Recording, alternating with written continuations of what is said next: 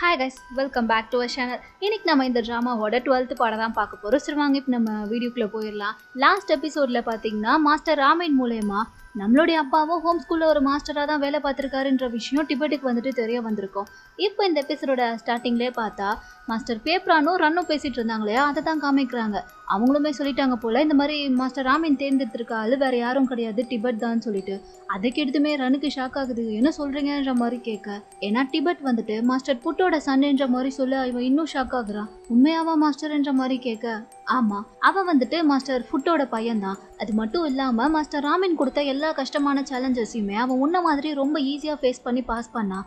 அதுவும் ஒரு காரணம் தான்ன்ற மாதிரி சொல்ல, ஆனால் எதுக்காக மாஸ்டர் ஃபுட்டோட பையனை போயிட்டு அவர் செலக்ட் பண்ணியிருக்காருன்ற மாதிரி கேட்கும்போது, உனக்கே நல்லா தெரியும்ல, மாஸ்டர் ஃபுட் வந்துட்டு ஒரு ப்ராஜெக்டை வந்து பாதியிலேயே விட்டுட்டு போயிட்டாரு. ஸோ அதை முடிக்க வேண்டிய வேலை அவருடைய பையனான டிபெட்டுக்கு தான் இருக்குன்னு சொல்லி ஆமன் நம்புறாரு. அதுக்காக தான் அவனை செலக்ட் பண்ணியிருக்காருன்ற மாதிரி சொல்லிட்டு இருக்காங்க. ஆனால் அந்த ப்ராஜெக்டை கண்டினியூ பண்ணால் அது டிபெட்டோட உயிருக்கே ஆபத்தாக போய் முடியும்ல, அதை பற்றி நீங்கள் கொஞ்சம் கூட யோசிக்கலையான்ற மாதிரி கேட்க, ரன், நீ இன்னும் அந்த ப்ராஜெக்டை பற்றி முழுசாக நம்பலை, அதனால தான் இப்படி புரியாமல் பேசிகிட்டு இருக்கேன்ற மாதிரி சொல்லும்போது, ஆமாம், நான் அந்த ப்ராஜெக்டை நம்பலை தான். ஏன்னா அந்த ப்ராஜெக்டை பண்ணிட்டு இருந்தேன் மாஸ்டர் ஃபுட்டோட நிலைமை என்ன ஆச்சுன்னு உங்களுக்கே தெரியும்ல, அவர் இறந்தே போனார்.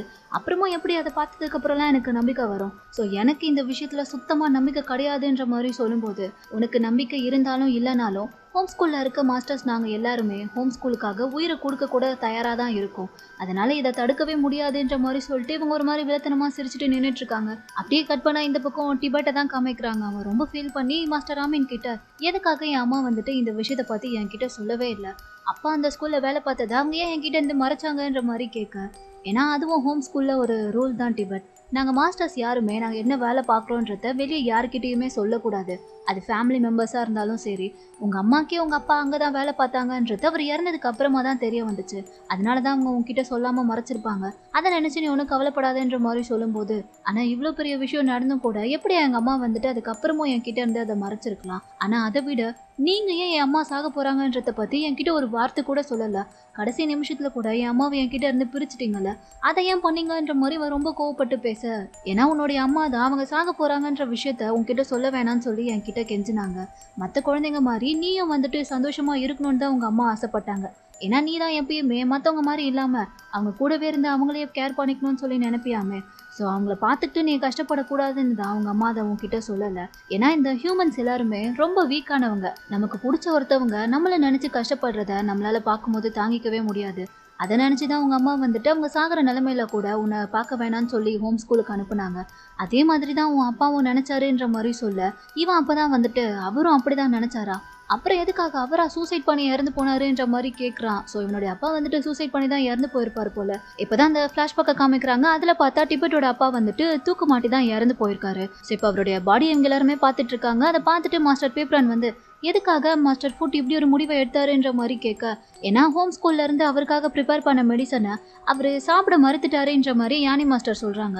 அவராக தான் அந்த ட்ரீட்மெண்ட்டையும் ரிஜெக்ட் பண்ணாருன்ற மாதிரி மாஸ்டர் பிரசாதும் சொல்ல, ஆனால் அவர் நல்லா தானே இருந்தார், அவருக்கு ஒன்றும் உடம்பு சரியில்லாமலாம் இல்லையேன்ற மாதிரி மாஸ்டர் பேப்ரான் பேசிகிட்டு இருக்கும்போதே ரன் பார்த்தா அந்த இடத்துக்கு ஓடி வரான். அவன் வந்து பார்க்கும்போது மாஸ்டர் ஃபுட் ஆல்ரெடி நம்மளை விட்டு போயிட்டாரு ரன்ன்ற மாதிரி ஆமன் சொல்ல, அது கேட்டு தான் அவனுக்கு ரொம்ப கஷ்டமாயிருது. மாஸ்டர் ராமின், எனக்கு என்னவோ இது உண்மையாக இருக்கும்னு தோணலை. ஏன்னா கண்டிப்பாக மாஸ்டர் ஃபுட் அவராக வந்துட்டு இப்படி ஒரு முடிவை எடுத்துருக்க மாட்டார்.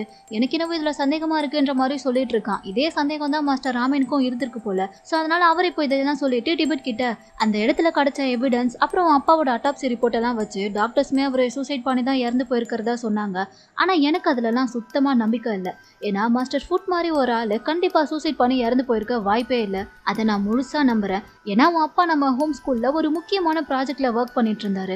அது எல்லாத்தையுமே பாதியில் விட்டுட்டு போகிற மாதிரி அவர் இப்படி சூசைட் பண்ணிக்கிட்டாருன்றத கண்டிப்பாக என்னால் நம்பவும் முடியாது, ஏற்றுக்கவும் முடியாதுன்ற மாதிரி சொல்லும்போது, அப்படி என்ன ப்ராஜெக்டில் என் அப்பா ஒர்க் பண்ணிட்டு இருந்தாருன்ற மாதிரி டிபெட் கேட்கும்போது, அதை பற்றி நீ தெரிஞ்சுக்கணும்னு ஆசைப்பட்டா நீ மறுபடியும் ஹோம் ஸ்கூலுக்கு தான் வரணுன்ற மாதிரி இவர் சொல்லிடுவோம். இவன் என்ன சொல்கிறதுன்னு தெரியாமல் அப்படியே யோசிச்சுட்டு இருக்கான். அங்கே கட் பண்ணி இப்போ அப்படியே ஹோம் ஸ்கூலில் தான் காமிக்கிறாங்க. நைட் டைமில் மாஸ்டர் டிலக்ஸ் வந்து கையில் டார்ச் லைட்டை வச்சுட்டு எங்கேயோ போயிட்டு இருக்கும்போது அவங்களுக்கு தெரியாமல் அவங்கள ஃபாலோ பண்ணி பார்த்தா பின்னாடியே மாகி வந்துட்டு இருக்கா. ஆனால் ஒரு கட்டத்தில் இவங்க கண்டுபிடிச்சிட்டாங்க போல், எதுக்காக என்னை ஃபாலோ பண்ணி வரேன்ற மாதிரி கேட்கும்போது இவ போய் ஒளிஞ்சிக்கிறா. அப்போ யாரடா இவங்க சொல்கிறாங்கன்னு சொல்லி பார்த்தா மாஸ்டர் பிரசாத் அங்கே வராரு. இவங்களும் அவரை பார்த்ததுமே, எதுக்காக நீங்கள் என்னை ஃபாலோ பண்ணி வரீங்கன்ற மாதிரி கேட்கும்போது, ஏன்னா உங்களை நினச்சி எனக்கு ரொம்ப கவலையாக இருக்குது மாஸ்டர்ன்ற மாதிரி இவர் சொல்கிறாரு. நான் நல்லா தானே இருக்கேன், அப்புறம் ஏன் நீங்கள் என்ன நினச்சி கவலைப்படுறீங்கன்ற மாதிரி கேட்க, சரி நான் உங்களுக்காக மெடிசன் ரெடி பண்ணி வச்சேனே அதை நீங்கள் சாப்பிட்டீங்களான்ற மாதிரி கேட்குறாரு. சாப்பிட்டுட்டேன். ஆனால் எப்போலேருந்து இந்த மெடிசனுக்கான இன்சார்ஜ்லாம் உங்ககிட்ட வந்துச்சு? மாஸ்டர் பேப்ரான் தானே அதுக்கான ரெஸ்பான்சிபிலிட்டின்ற மாதிரி கேட்கும்போது, அப்படி இல்லை, மாஸ்டர் ராமன் தான் உங்களை பத்திரமா பார்த்துக்க சொல்லி அந்த பொறுப்பை என்கிட்ட கொடுத்துருக்காரு. உங்களை மட்டும் இல்லை, ஹோம் ஸ்கூலில் இருக்க ஸ்டூடெண்ட்ஸையும் சேர்த்து தான். கேட்டுச்சா வெளியே வா மாகின்ற மாதிரி கத்த. அவள் அப்போ தான் வரா. இவர் ஆல்ரெடி அவரை பின்னாடி ஃபாலோ பண்ணிட்டு வரதை பார்த்துட்டாரு போல. இப்போ மாகி வந்ததுமே இந்த டைமில் நீ தூங்காமல் எதுக்கு இங்கே நடந்துட்டு இருக்கேன்ற மாதிரி கேட்கும்போது, இல்லை மாஸ்டர் எனக்கு சரியாக தூக்கம் வரல, அதனால தான் சும்மா கொஞ்சம் வெளியே நடக்கலான்ற மாதிரி வந்தேன்ற மாதிரி சமாளிக்கும் போது, அப்படியா, உண்மையாகவே உனக்கு தூக்கம் வராமல் தான் வெளியே வந்தியா, இல்லை மாஸ்டர் திலக்ஸை நீ ஃபாலோ பண்ணி வந்தியான்ற மாதிரி கேட்டுட்டு இருக்கும்போது இவ என்ன சொல்கிறதுன்னு தெரியாமல் அப்படியே முழிச்சிட்டே இருக்கா. உடனே மாஸ்டர் டிலக்ஸ் வந்துட்டு, சரி விடுங்க, அவள் எப்படியோ வெளியே வந்துட்டா, நானே அவளை கூட்டிகிட்டு போய் ரூமில் விட்டுட்டு வரேன்ற மாதிரி சொல்லிட்டு மாகியை கூட்டிகிட்டு போகலான்னு பார்க்குறாங்க. ஆனால் இவர் அதை தடுத்துட்டு, இல்லை பரவாயில்ல, நீங்கள் வந்துட்டு பில்டிங்கில் ரவுண்ட்ஸ் போகிற வேலையை பாருங்கள், நானே கூட்டிகிட்டு போய் அவளை விட்டுக்கிறேன்ற மாதிரி சொல்லிட்டு இவர் பார்த்தா அவளை கூட்டிகிட்டு அங்கேருந்து கிளம்பி போக ஆரம்பிச்சிடுறாரு. இப்போ உள்ளே வந்ததுமே, இதுதான் உனக்கு லாஸ்ட் வார்னிங், இதுக்கப்புறம் இந்த மாதிரி டைமில் நீ வெளியே இருக்கிறத நான் பார்த்தேன்னா அதுக்கப்புறம் உனக்கு பனிஷ்மெண்ட் தான் பார்த்துக்கோன்ற மாதிரி சொல்லும்போது, நீங்கள் எதை என்கிட்ட இருந்து மறைக்க பார்க்குறீங்க, இல்லை நான் எதையாச்சும் கண்டுபிடிச்சிடுவேன்னு உங்களுக்கு பயமாக இருக்கா மாஸ்டர்ன்ற மாதிரி மாகி கேட்கும்போது, எனக்கு ஒன்றும் பயம்லாம் கிடையாது மாகி, இன்னும் சொல்லப்போனா நீ எப்படியாச்சும் அதை கண்டுபிடிச்சிட மாட்டியான்னு தான் நானும் வெயிட் பண்ணிட்டு இருக்கேன். ஸோ சீக்கிரமாக கண்டுபிடிக்க ட்ரை பண்ணுன்ற மாதிரி இவர் சொல்ல, எதை பற்றின்ற மாதிரி கேட்குறா. அது உனக்கே கூடிய சீக்கிரம் தெரிய வரும், ஹோம் ஸ்கூல் உன்னை ரொம்ப நாளைக்கெல்லாம் வெயிட் பண்ண வைக்காது, ஸோ நீ சீக்கிரம் தெரிஞ்சுப்பேன்ற மாதிரி சொல்லிட்டு இவர் பாட்டுக்கு ஒரு மாதிரி வில்லத்தனமாக சிரிச்சிட்டு இருக்காரு. கிட்டத்தட்ட சைக்கோ மாதிரி சிரிக்கிறாரு. இவளுக்கு பார்க்கும் போதே கடுப்பாக இருக்குது. ஒரு மாதிரி கோவத்தில் தான் நின்றுட்டு இருக்கா. இவரும் பார்த்துட்டு, சரி போய் தூங்குற வேலையை பாருன்ற மாதிரி சொல்லிட்டு அங்கேருந்து சிரிச்சுக்கிட்டே போயிட, இந்த பக்கம் வந்துட்டு வீட்டுக்கு போன எல்லா பசங்களும் திரும்பி நாங்கள் ஹோம் ஸ்கூலுக்கே வந்துடும்ன்ற மாதிரி அந்த வேனை ஸ்டாப் பண்ண இடத்துக்கே ரிட்டர்ன் வந்துட்டாங்க போல. ஸோ மாஸ்டர் ராமினுமே அங்கே தான் இருக்காரு. இன்னும் எதுக்காக நம்ம இங்கேயே நின்றுட்டு இருக்கோம், அதை எல்லாருமே வந்துட்டோம்ல, வாங்க கிளம்புவோன்ற மாதிரி சொல்லும்போது, இல்லை வெயிட் பண்ணுங்க, இன்னும் ஒருத்தர் வரலன்ற மாதிரி சொல்லிட்டு இருக்காங்க. தானே, அவன் வருவான்ற நம்பிக்கை எங்களுக்கு இல்லைன்ற மாதிரி பசங்க சொல்லும்போது, இல்லை கண்டிப்பாக அவன் வருவான், கொஞ்சம் வெயிட் பண்ணுங்கன்ற மாதிரி மாஸ்டர் ராமின் சொல்ல, கொஞ்ச நேரத்துலேயே பார்த்தா சொன்ன மாதிரி ரெண்டு அங்கே வந்துடுறான். ஸோ அங்கே வந்து பார்க்கும்போது எல்லா பசங்களுமே அங்கே இருக்காங்களா. ஸோ ஒருத்தருக்கு ஒருத்தர் பார்க்கும்போதே தெரியுது அவங்களும் வீட்டில் வந்துட்டு நம்மளை மாதிரியே தான் ப்ராப்ளமை ஃபேஸ் பண்ணிவிட்டு அதுக்கு பதிலாக ஹோம் ஸ்கூலே பெட்டருன்னு சொல்லிட்டு இங்கே வந்திருக்காங்கன்னு சொல்லி. ஸோ பசங்க எல்லாருக்குமே ரொம்ப கஷ்டமாக இருக்குது. மறுபடியும் பிடிக்காத அதே ஸ்கூலுக்கு போயாகணுமேன்ற நிலைமையில நிற்கும் போது மாஸ்டர் ஃபோபன் பார்த்தா அதே மாதிரி அந்த மயக்க மருந்து கலந்த பிஸ்கெட் எடுத்துகிட்டு வந்து கொடுக்க, பசங்க எல்லாருமே இந்த வாட்டி ஏன் கூட கேட்கல, ஆளாளுக்கு அந்த பிஸ்கெட் எடுத்து சாப்பிட்டு வண்டிக்குள்ளே போயிட்டாங்க. ஸோ இப்போ காலையில் ஆகுது. சொன்ன மாதிரி எல்லாருமே ஸ்கூலுக்கு வந்துட வழக்கம் போல் காலையிலே ஒரு மீட்டிங்கையும் கூட்டியாச்சு. அங்கே மாஸ்டர் ராமின் வந்துட்டு என்ன சொல்லிட்டு இருக்காருன்னா, welcome back to home school, மறுபடியும் நீங்கள் எல்லாருமே இங்கே வந்ததை நினைக்கும் போது எனக்கு ரொம்ப சந்தோஷமாக இருக்குது. எனக்கு இப்போவும் தெரியும் உங்களில் நிறைய பேருக்கு மறுபடியும் இந்த ஹோம் ஸ்கூலுக்கு நீங்கள் வந்தது சுத்தமாக பிடிக்கவே இல்லைன்னு. அது எல்லாத்துக்குமே காரணம் இந்த ஹோம் ஸ்கூலில் இருக்க வித்தியாசமான ரூல்ஸ் தானே. ஸோ அதை பற்றி இன்றைக்கி நான் வந்துட்டு உங்ககிட்ட கொஞ்சம் டீட்டெயிலாக பேச போகிறேன்ற மாதிரி சொல்லிட்டு, ஏன் இந்த ஹோம் ஸ்கூலில் இந்த மாதிரி வியர்டான ரூல்ஸ்லாம் வச்சுருக்காங்க, ஏன் இவங்க சரியாக வந்துட்டு எந்த பாடத்தையுமே ஒழுங்காக கற்றுக் கொடுக்க மாட்டேங்கிறாங்க, இங்கே இருக்க மாஸ்டர்ஸ்லாம் ஏன் எப்போ பாரு ஒரு மாதிரி வித்தியாசமாக நடந்துக்கிறாங்க, எது கேட்டாலும் ஏன் பனிஷ்மெண்ட் கொடுத்து இப்படி டார்ச்சர் பண்ணுறாங்கன்னு சொல்லி உங்களுக்குள்ளே இந்த மாதிரி ஹோம் ஸ்கூலை பற்றினா ஏகப்பட்ட கேள்விகள் இருக்கும்ல.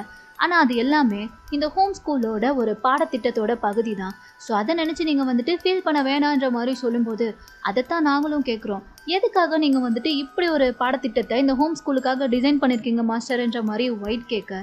ஏன்னா இந்த ஸ்கூல் முடிச்சுட்டு நீங்கள் வெளியே போனதுக்கப்புறமா நீங்கள் ஃபேஸ் பண்ண போகிற இந்த உலகம் அதை விட ரொம்ப மோசமானதாக இருக்கும். ஸோ அங்கே போய் நீங்கள் சர்வைவ் ஆகணும்னா அதுக்கு முதல்ல நீங்கள் இங்கே இருக்க கஷ்டத்தெல்லாம் தாங்கிக்கணும். இதையெல்லாம் தாங்கிட்டு நீங்கள் பழக ஆரம்பித்தாலே வெளி உலகத்தை உங்களால் ஈஸியாக ஃபேஸ் பண்ண முடியும். அதுக்கப்புறம் உங்களை யாராலையுமே ஹர்ட் பண்ணவே முடியாது.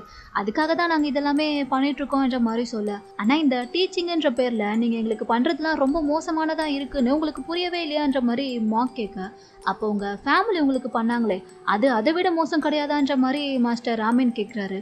உங்கள் பேரண்ட்ஸ் எல்லாம் உங்களை இந்த ஹோம் ஸ்கூலுக்கு அனுப்பி வச்சது அவங்க யாருக்குமே நீங்கள் வேணான்றதுக்காக தான். அதை முதல்ல புரிஞ்சுக்கோங்கன்ற மாதிரி யானி மாஸ்டர் சொல்ல, இதை பற்றி நீங்கள் ஏன் முன்னாடியே எங்ககிட்டலாம் சொல்லலைன்ற மாதிரி பூஜி கேட்குறா. ஏன்னா இதெல்லாம் உங்களுக்கு முன்னாடியே தெரிய வந்தால் கண்டிப்பாக நீங்கள் இந்த மாதிரி ஃபீல் பண்ணுவீங்கன்றது எங்களுக்கு நல்லாவே தெரியும். அதோட என்னைக்காக இருந்தாலும் இந்த உண்மை உங்களுக்கு தெரிய போகுதுன்னு தான் நாங்கள் இது எதையுமே சொல்லலை.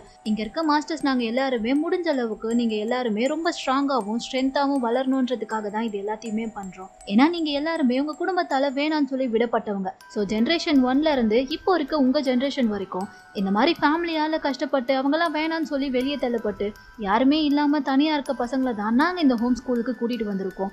ஏன்னா இந்த ஹோம் ஸ்கூல் உங்களுக்கு எப்பயுமே ஒரு நல்ல வீடாகவும் இருக்கும், ஒரு நல்ல ஃபேமிலியாகவும் இருக்கும்.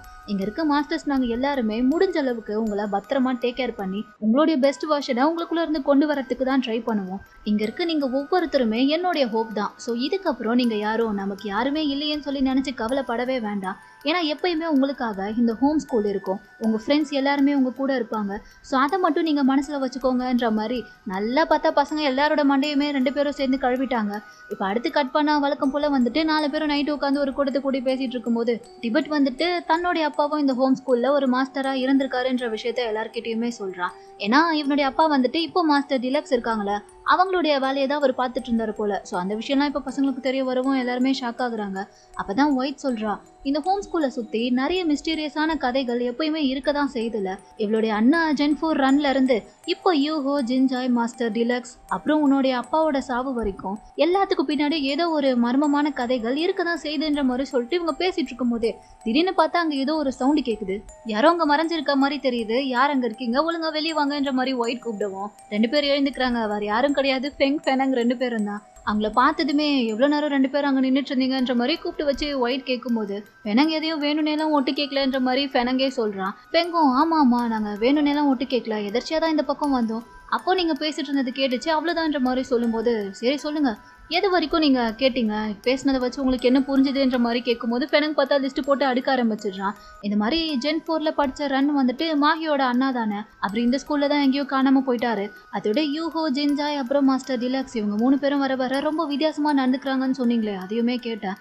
கடைசியாக மாஸ்டர் ஃபுட்டு தான் இங்கே டிபெட்டோட அப்பா, அவர் இந்த ஸ்கூல்ல தான் சூசைட் பண்ணி இறந்து போனாருன்னு கூட பேசிட்டு இருந்தாங்களே, அதையும் நான் கேட்டுட்டேன்ற மாதிரி இவங்க பேசின மொத்த கதையுமே பார்த்தா ஃபெனங் வந்துட்டு லிஸ்ட் போட்டு அடிக்கிட்டு இருக்கான். இதை கேட்டதுமே அட பாவி விட்டு கேட்கவே இல்லைன்னு சொல்லிட்டு பேசின மொத்த கதையுமே இப்படி கேட்டு சொல்லிட்டு இருக்கேடான்ற மாதிரி டிபெட்லாம் கலாய்க்கும் போது உடனே ஃபெங் தான் இல்லை ஆனால் நீங்கள் எதை நினச்சும் கவலைப்பட வேண்டாம், நாங்கள் 2 பேரும் ப்ராமிஸ் பண்ணி தரோம், கண்டிப்பாக இந்த விஷயத்த நாங்கள் வெளியே யார்கிட்டயுமே சொல்ல மாட்டோம், இது எங்கள் 2 பேருக்குள்ளேயும் சீக்ரெட்டாகவே இருக்கும். ஆனால் இன்னொரு விஷயம், இங்கே இருக்க ரூல்ஸை மீறி நீங்கள் தயவு செஞ்சு எதுவும் பண்ணணும்னு நினைக்காதீங்க.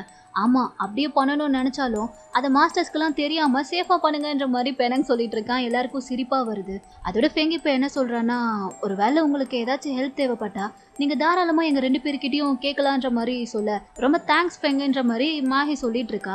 அப்போ தான் பெனங் பார்த்தா திடீர்னு கை தூக்குறான். என்ன பெனங் உனக்கு ஏதாச்சும் சொல்லணுமான்ற மாதிரி ரென் கேட்க, ஆமாம் மாஸ்டர் ஃபுட் கிட்ட ஜென் 4ஓட ரன் பேசிகிட்டு இருந்ததை நான் ஒரு தடவை பார்த்தேன்ற மாதிரி இவன் சொல்ல இதை கேட்டதுமே எல்லாருமே அதிர்ச்சி ஆகுறாங்க. எப்போ பார்த்தேன் எங்கே பார்த்தேன்ற மாதிரி கேட்கும்போது லைப்ரரியில் அந்த புக் ஷெல்ஃப் இருக்குல்ல அங்கே தான் பார்த்தேன், யாரும் அதை அங்கே வச்சுருக்காங்கன்ற மாதிரி இவன் சொல்லவும் உடனே வந்துட்டு அங்கே போய் தேடி பார்க்கணுன்னு முடிவு பண்ணிட்டாங்க. ஸோ இப்போ நைட்டோட நைட்டாக யாருக்குமே தெரியாமல் எல்லாருமே லைப்ரரிக்குள்ளே வந்துட்டு ஏதோ ஒரு புக்கை தான் தேடிட்டு இருக்காங்க.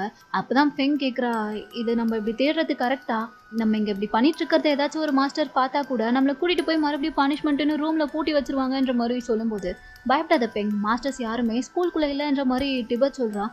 உனக்கு எப்படி அது தெரிய வந்துச்சுன்ற மாதிரி ஒயிட் கேட்க, ஏன்னா இந்நேரத்துக்கு நம்ம இங்கே வரும்போதே ஏதாச்சும் ஒரு மாஸ்டர் வந்துட்டு கையில் டார்ச் லைட்டோட பில்டிங்கை 4 தடவை சுற்றி வந்துட்டு இருப்பாங்கல்ல, இப்போ நம்ம வரும்போது அப்படி யாரையுமே பார்க்கலையே, ஸோ அதை வச்சு தான் நான் கெஸ் பண்ணி சொல்கிறேன்ற மாதிரி சொல்ல ஆமாம் கரெக்டு தான்ற மாதிரி ஒயிட்டுமே சொல்கிறா. சரி சரி பேசி டைம் வேஸ்ட் பண்ணாதீங்க, சீக்கிரமாக அது என்னன்றதை கொஞ்சம் தேடி பாருங்கன்ற மாதிரி சொல்லிட்டு ஆளாளுக்கு ஒரு பக்கமாக தேடிட்டு இருக்க. கடைசியாக ஃபெனங் வந்துட்டு எப்படி அந்த புக்கை தேடி கண்டுபிடிச்சிட்டான் போல, நான் கண்டுபிடிச்சிட்டேன்ற மாதிரி கத்துவும் டேடி கத்தாதடா அமைதியாருன்ற மாதிரி சொல்லிட்டு இருக்காங்க. சரின்னு சொல்லிட்டு பெனங் வந்து இதோ இந்த புக்கு தான், இந்த புக்கை ஒரு நாள் எனக்கு படிக்கணும்னு ஆசையாக இருந்துச்சுன்னு சொல்லிட்டு நான் எடுத்தேன், ஆனால் இதுக்குள்ளே தான் அந்த மெமரி கார்டு இருந்துச்சு, அது என்னன்னு சொல்லி போட்டு பார்க்கும்போது அதில் நிறைய பேர் ஏதோ செஸ்லாம் விளையாடிட்டு இருந்த மாதிரி இருந்துச்சு. அப்போ தான் அவங்க 2 பேரும் பேசுகிறத நான் பார்த்தேன், ஆனால் அவங்க எதை பற்றி பேசினாங்கன்றது எனக்கு சுத்தமாக புரியவே இல்லைன்ற மாதிரி அவன் சொல்லிட்டு அந்த புக்கை நீட்டுறான். அந்த புக்கை பார்த்ததுமே மாஹிக்கு பார்த்தா என்னன்னு தெரியல பயம் வர ஆரம்பிச்சிருச்சு. இல்லை என் கிட்ட வராதன்ற மாதிரி கத்திட்டு இருக்கா. அதை பார்த்ததும் பசங்க யாருக்கும் ஒன்றும் புரியல. மாஹி என்னாச்சு ஏன் இப்படி பண்ணுறேன்ற மாதிரி கேட்க, இல்லை என் கிட்ட வராதன்ற மாதிரி அவள் அழுகவே ஆரம்பிச்சிட்டா. அதை புரிஞ்சுக்கிட்டு உடனே ஃபெனங் வந்து அந்த புக்கை அவள் கண்ணில் காட்டுறதை நிறுத்திட்டான். அப்புறம் தான் டிபெட் கேட்குறான், என்னாச்சு நீ ஏன் இப்படி அழுகிறன்ற மாதிரி கேட்க, தெரியல ஆனால் அதை பார்க்கும்போது எனக்கு ஒரு மாதிரி பயமாக இருக்குன்ற மாதிரி சொல்லவும் இவனுங்க 2 பேரும் உடனே அந்த புக்கை வாங்கி உள்ளே பார்த்துட்டு இருக்கானுங்க. பார்த்தா சொன்ன மாதிரியே ஒரு கவருக்குள்ளே சின்னதாக ஒரு மெமரி கார்டு போட்டு அதில் பின்னா இருக்கு. அதை பார்த்ததுமே இதை தான் நான் சொன்னேன்ற மாதிரி பெனங் சொல்ல இவங்க யாருக்குமே வந்துட்டு அதில் என்ன இருக்குன்றது தெரியாமல் பார்த்துட்டு இருக்காங்க.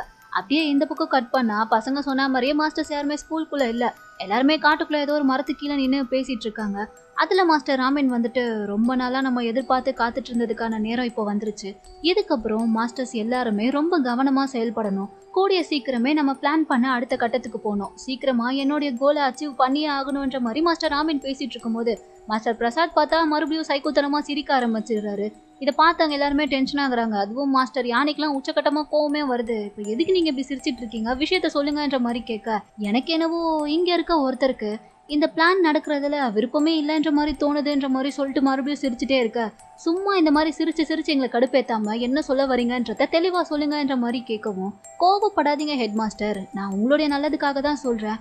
இந்த கூட்டத்துக்குள்ள ஏதோ ஒரு எலி இருக்கு போலியேன்ற மாதிரி சொல்லிட்டு இருக்காரு. நீங்க ஏன் எப்ப பாரு பசங்க கிட்ட புதிர் போட்டு பேசுற மாதிரியே இங்கேயும் பேசிட்டு இருக்கீங்க, தெளிவா விஷயத்த சொல்லி தொலைங்களான்ற மாதிரி மாஸ்டர் பேப்பரானும் கேட்டுட்டு இருக்க. அப்படி பண்ணாதானே ஒரு சுவாரஸ்யம் இருக்குன்ற மாதிரி சொல்றாரே தவிர விஷயம் என்னன்றத சொல்லவே மாட்டேங்கிறாரு.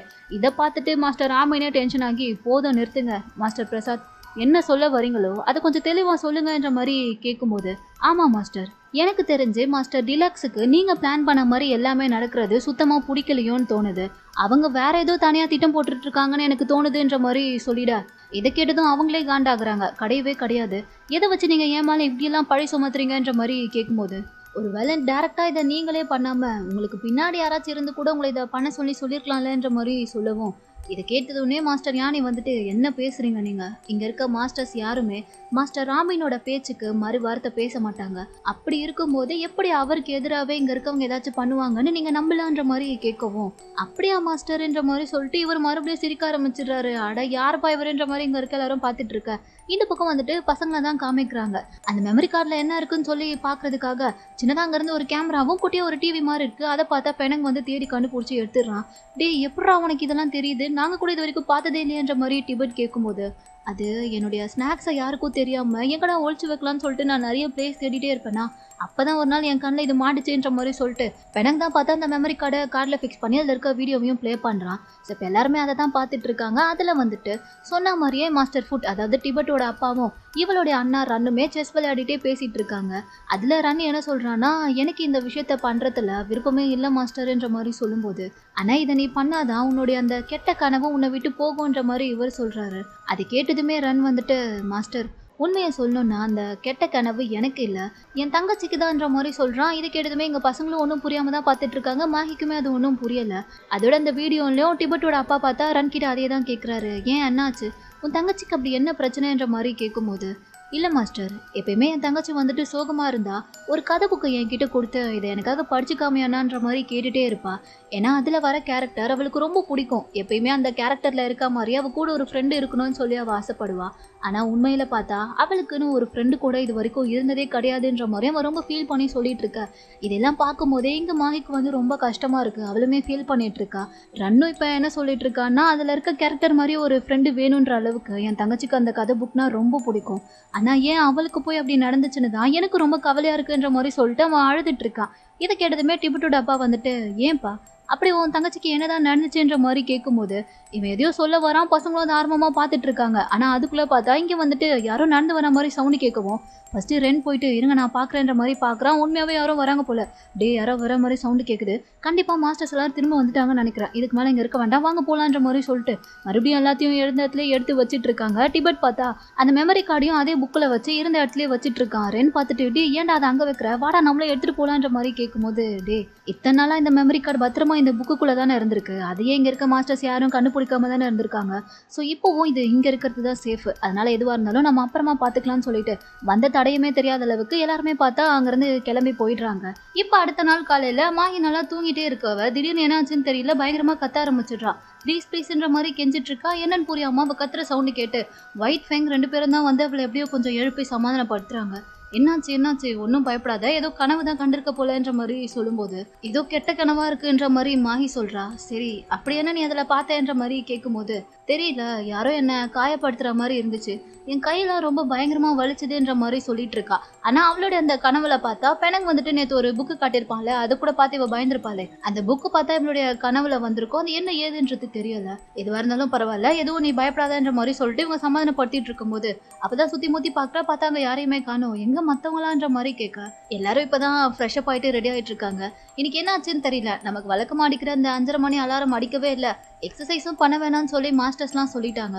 அதோட நமக்கு ஏதோ விருந்தெல்லாம் கொடுக்க போறாங்களான்ற மாதிரி ஒயிட் சொல்ல, எது விருந்தான்ற மாதிரி இவ கேட்கறா. இப்ப அப்படியே கட் பண்ணி அடுத்து எல்லாருமே கீழே வந்து உட்காந்துட்டு இருக்காங்க. பார்த்தா டைனிங் டேபிள் ஃபுல்லா வகை வகையா சாப்பாடு அடுக்கி இருக்கு. பசங்க எல்லாரும் பார்த்துட்டு நம்ம மறுபடியும் ஹோம் ஸ்கூல் வந்ததுக்காக தான் இந்த விருந்தோ, பரவாயில்ல நல்லா தான் இருக்கு இதுவோன்ற மாதிரி சொல்லிட்டு எல்லாரும் சாப்பிட ஆரம்பிக்க, ஆனா ஒரு நிமிஷம் இருங்க, இவ்வளோ சாப்பாடெல்லாம் இருக்கிறத பார்க்கும்போது மனசுக்கு கொஞ்சம் சந்தோஷமா தான் இருக்கு. ஆனா பின்னாடி இதுல எதுவும் இவங்க உள்கூத்து வைப்பாங்களோன்னு சொல்லி கொஞ்சம் பயமும் வருதேன்ற மாதிரி கேட்க, எதுவா இருந்தா என்ன, கண்டிப்பா இவங்க கொடுக்குற பனிஷ்மெண்ட்டை தாங்க வச்சு நமக்கு கொஞ்சம் தெம்பு வேணும்ல. ஸோ சாப்பிடுவோம், என்ன ஆயிட போகுதுன்ற மாதிரி சொல்லிட்டு இவங்கெல்லாம் பார்த்தா சாப்பிடலன்னு சொல்லவும் எல்லாருமே கொஞ்சமா சாப்பிட்டுட்டு இருக்காங்க. ஆனா மாஹி மட்டும் சாப்பிடாம எதையோ யோசிச்சுட்டே இருக்கா. இதை பார்த்துட்டு டிபெட் உடனே, மாஹி என்ன யோசிச்சுட்டே இருக்கா, சாப்பிடுன்ற மாதிரி சொல்லிட்டு இருக்கும் போது தான் கரெக்டா பார்த்தா மாஸ்டர் ஃபோபன் அங்க வராரு.